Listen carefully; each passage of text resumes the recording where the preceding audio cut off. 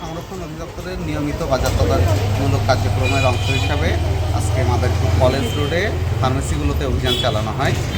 এই জায়গাতে আমরা কয়েকটি ফার্মেসি ভালো পেয়েছি, তাদের কোনো অনিয়ম পাওয়া যায়নি। আর তিনটা ফার্মেসিতে আমরা দুটো ফার্মেসিতে মেয়াদোত্তীর্ণ ওষুধ এবং ফিজিশিয়ান স্যাম্পল পেয়েছি এবং একটি ফার্মেসিতে ভারতীয় নিষিদ্ধ ঔষধ পেয়েছি। এই জন্য তিনটা প্রতিষ্ঠানকে সর্বমোট 11,000 টাকা জরিমানা করা হয়েছে। আমাদের এই কার্যক্রম অব্যাহত থাকবে। না, উপরে উপরে নিচে মিশানো ছিল। এই চারটা ওষুধ এক জায়গায় আপনি একবার দেখছেন, দেখে মনে করেন আপনি দেখলেন যে এটাই মার্চের 26 পর্যন্ত মেয়াদ আছে। এটা আপনার মাথায় আছে কিন্তু যে মার্চের 26।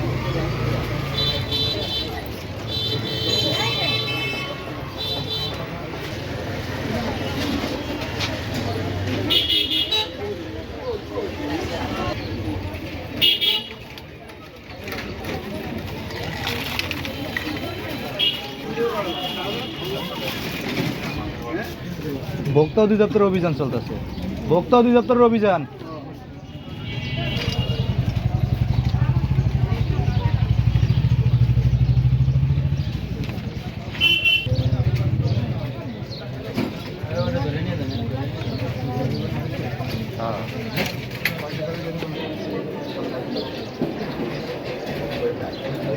আপনার এটা বৈধ